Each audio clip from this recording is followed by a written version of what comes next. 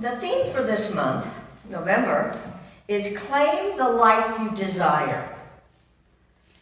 I like that. Claim the life you desire. And my talk title today is Don't Blame It, Claim It. Okay? So I'm going to tell you a little bit of my history. My dad, he loved to go on adventures with my sister and I. And my younger sister had been born, so my mother was stuck at home with her as a baby. So he'd say, let's go gallivanting. And we lived in Oakland. And if my sister Carol or I saw a searchlight, because in those days you didn't have internet. If you had a new business opening, you had a searchlight. And so we'd go running downstairs and say, Daddy, there's a searchlight. Boom, we'd go to find it. We'd come back with balloons and those little orchids. But there were times when my dad just kept driving. And he'd drive us over to San Francisco. We'd go to the fun house. We'd do all kinds of things. But we used to go to Chinatown, which we loved because there was so much color and so many trinkets and things. And so when I was putting this talk together, I remembered about what I call the Chinese handcuffs, but actually I think they're called the Chinese finger locks. Does anybody know what, okay? And I can remember the first time I went up to all the paraphernalia that they had in these Chinese stores, and my dad said, put your fingers in them.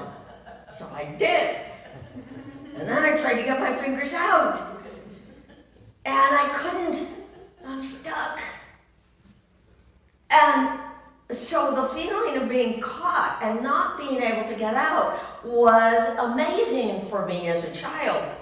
And I was thinking about this as I was putting this talk together yesterday because I realized, I don't know about you, but when we get scared about something, we want to immediately pull away, yes? And pulling away does not dissipate the fear. And so we pull harder, bless our hearts. So my dad would say, that was Margaret then. Margaret, just relax. Put your fingers together. Ah, it was a miracle. I could release. So I think this has something to do with my talk today. Don't blame it, claim it. Just like sometimes in life when we pull away from our upsets, we pull away and the upset seems to hold us hostage. Anybody? Yes. Or just me? Good. I've got a few friends on that. And we immediately want to blame others, or we want to blame our past, or we want to blame life, yes? However, we can learn from the Chinese finger locks this simple example that if we try and pull away, it's not going to work. It takes courage to lean into the fear, to lean into the hurt, what seems to have us in its grip, just as the Chinese finger locks. Once we relax and we realize and we push into it and we can say, let me look at what's upsetting me. Let me relax into it. I'm finding that it releases me and that our soul in that moment of anger or hurt or difficulty can equally be released. I believe this is the same principle that can release us from the history of our old beliefs, our old stories, what we've held against ourselves that have held us hostage. The past hurts. The pain of the past can hurt.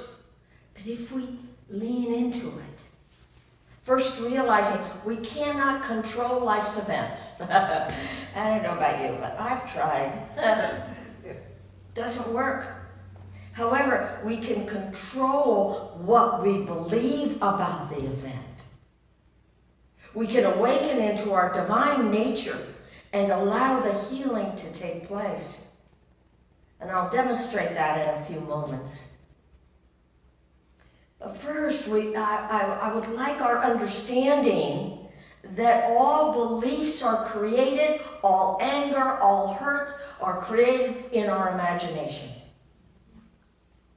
What we've held against ourselves. Our mind holds old hurts, the stories, the pains, the doubt. The outer world is changing and challenging. Anybody being challenged by the outer world? The thing that never changes and will never leave us is that sacred place, that holy place that lives within us, that is alive within us, that we talk about here all the time, that lives within each and every one of us, and it is our place of power. If there's one thing I wish for you today, it is to know greater full out in every cell of your body, the loving presence living within you. Everybody breathe into that. The very essence of your divine nature. Because I guarantee you, you're full of it. So I'm going to ask you this morning, are you open? Yes. Thank you. Facebook land? Are you willing? Yes.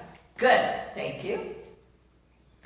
Okay. But before I do that, before I show you this, I want to tell you about the story. These little boys walking along the ocean, walking along the beach, and he's tossing something into the water. And this man comes up and he says, "What are you doing?" He says, "Well, the water, the ocean has receded. It's very low tide now, and all these starfish are on the beach, and I'm throwing them back in so they don't die." And he said, "Well, that's not going to make a difference. There are hundreds of them here." And the little boy picks up the starfish and he throws it, and he says, "It made a difference to that one." I like that. We can make a difference to the life that lives within us. Life is a gift that we each must claim for ourselves. And it's up to each one of us to live full out. And not claiming our divine nature can make us feel like a victim, like a starfish dying on the sand. So let's take a look at how this works, okay? And notice that we each have a choice. Ta-da! So blaming it. So let's look at blaming it. Thank you, Marianne. All right, so if we're in that realm of blaming it, someone says something. Anybody? Someone says something, and immediately our hair catches on fire. Anybody? Or just me? That's why my hair's so short. And immediately we go into, I can't, it's bad, it's wrong. It's the worst possible thing that could have happened. If they just hadn't said that, if that hadn't happened, I'd be fine. And we want to name them, don't we? Blame them. It closes us off. When this happens, we immediately close down. We forget that that infinite wisdom and power is alive in us. Anybody? I do. Okay? And it's like it hits our history button.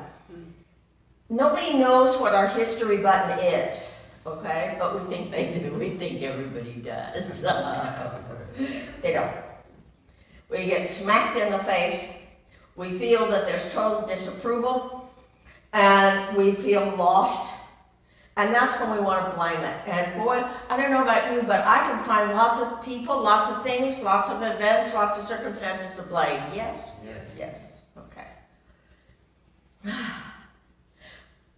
But the moment that this happens, we have possibilities. And I think that this is the most important thing that I will say to you this morning. Well, no, I have really good things to say this morning. But this is important. The moment we feel the sting, we got to jump over here to possibilities. Okay? Yes, this hurts. But what are the possibilities? I was saying this to a client this week, and I said, but how would that be for you if that took place? Let's expand the thinking instead of the fear. And we're able to do that. Because you see, this is old stuff. This isn't really happening, but it gets triggered by whatever. It can be something on the news, can't it? Hello. Okay. So, when this happens, when our hair catches on fire, if we can stop it here, it's better. Our hairdresser likes it better. And we go over to possibilities, okay? So now, ta-da, we get to claim it. Now, neuro-linguistic scientists say, in their research, that we have in the frontal lobe, that's why this is all lit up, okay? In the frontal lobe of our brain is our optimistic expression of ourselves. This is the place where we can say, you know what, no matter what's going on, I know there's a greater truth. And remember the kid who's digging in the pile that says, I know there's a pony in here somewhere. This last week, I kept digging to find the pony. Okay. So the frontal lobe, in that moment of possibilities, if we say, wait a second, I got a frontal lobe, I can light it up, I can turn that light of God on, or I can say, stop in this moment and say, okay, God, turn this light on, help me, support me to be lifted up in this moment and to claim a greater truth, to claim the plenty, to claim possibilities, to claim the happiness. And this is where we can make an emotional commitment to ourselves. Wait a second. I have allowed that event to bury me, to catch my hair on fire. How many times am I going to do that? Because let me tell you, that's not where the healing is. Healing is in lighting the light of God at our frontal lobe, saying, that's why we sing that song, this little light of mine. I'm going to let it shine. Okay? Because there is a light within each one of us. And it's up to us to be the light, to light this part of us up. Yes? Does that make sense? Facebook, I hope it makes sense. I know it does. So it's up to each one of us to say, in that moment, there's a greater truth. And before I've crumbled under this, God bless me. And I'm not going to light my hair on fire. My hairdresser gets upset about that. Curtis, you're watching. Do you see? Because this is what we talk about. It's up to each one of us to commit to our oneness, to commit to that power and that presence of God that Reverend Suzanne talks about all the time, that I talk about all the time, that the practitioners stand here and pray in that atmosphere. It's up to you to say yes to it, to claim it greater, especially now. Look, there's a lot of stuff happening out there. I don't know, maybe you don't know that. Vote. But it's our commitment to our oneness, to choose, to raise and praise who we are in this moment, to light that light in us. Because let me tell you, there isn't anybody that doesn't have it. To choose to raise and praise above outer circumstances. Just a second, something hits you. You go, just a second, let me turn this light on. The outer world, in case you don't know this, now this is really, okay, you might want to write this down. The outer world will not bring you or give you peace. But we expect it, don't we? We look for it. And to realize our oneness is an inside job. It's our responsibility to turn the light on. Peace, harmony, and love comes from an inner awareness, not from anybody else. Nobody can love you like God loves you. Like you get to love you. There was a song like that. Love you like, anyway. Our richest life is lived from the inside out, not from the outside in. When we commit to light up the positive parts of our brain, reinforces our quest for happiness by empowering us to claim the life we desire. The Bible tells us that. Matthew 5:14 says, "You are the light of the world. A city set on a hill cannot be hidden, nor do men light a lamp and put it under the bushel. They put it on a lampstand so that it can provide light for everyone in the house." Be the light for everyone in the house. But first, you got to be the light for you. And I don't know about you, but I believe that this time, especially, we need to remember that. Nothing outside of you defines you unless you say it does. Hallelujah. Lighting up our positive possibility sheds light upon our whole life experience. Because then we're not counting or looking for somebody else to make it right for us. As much as I love Rick, he can't make it right for me. I have to make it right for me. Helping us claim the life we desire takes a willingness on our part. The outer world is filled with ups and downs, things and events that get our attention. Anybody? Our job is to remember the light of love that lives within each and every one of us. The beloved, the spirit of life, will always guide you to a better choice. The spirit of life within you will guide you to victory and guide you to peace and love in troubled times. We have to turn the light on. It's up to you to give permission to victory.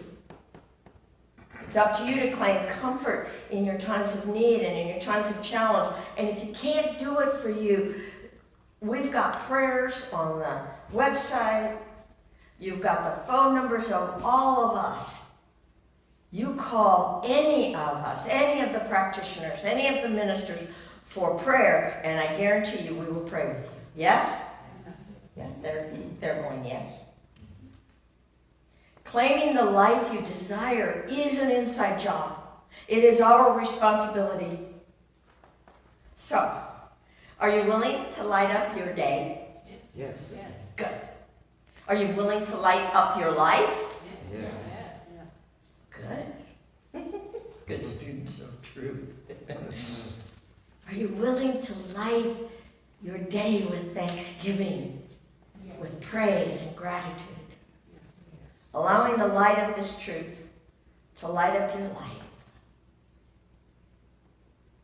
Our God, our goodness within each one of us is mighty and powerful. And if there's nothing else I do today, it's to help you turn that on. to help you know that no matter what's going on in your life, that you can flick the switch. So let's open the floodgates of God's loving light that is alive within us, and pour over us in every moment, and awaken within. Today, I'm going to invite us to claim it, to accept it, to allow it. Everybody touch your frontal lobe. I promise to turn this light on all the time, especially when I am afraid. I know there's a power within me that is greater than what's taking place in my life. Yes? Yes. Let's take that into prayer. So knowing and accepting that there is a light, there is a love that lives within and throughout each and every one of us, we recognize it, we call it forth, we allow it to awaken deep within us. One life, one power, one all-loving, all-nurturing presence, by whatever name, God, the infinite, the divine, the beloved. There's only one life. And that life is unique, and it is divine, and it is individualized in me and in you. And we recognize that today within us in a greater way, in a more powerful way, in a fuller, richer way than ever before. And we breathe into it, and we allow it to shine into any dark place in our lives. And we give praise and thanks for this light of truth that is so alive within us and surrounds us and guides us. For we recognize together that we are never alone. And where there is a need for a healing, we call forth that miracle-working power of God to renew us, to remind us, to awaken within us the praise and the thanksgiving. We claim it. We accept it. And we darn well allow it, because we recognize together that we are full of it. And so I release this, my powerful word, into the ever-living, loving law of God that always says yes, returning to and through each and every one of us, multiplied and magnified. And if you're in agreement, please join me in saying, and so it is. Amen.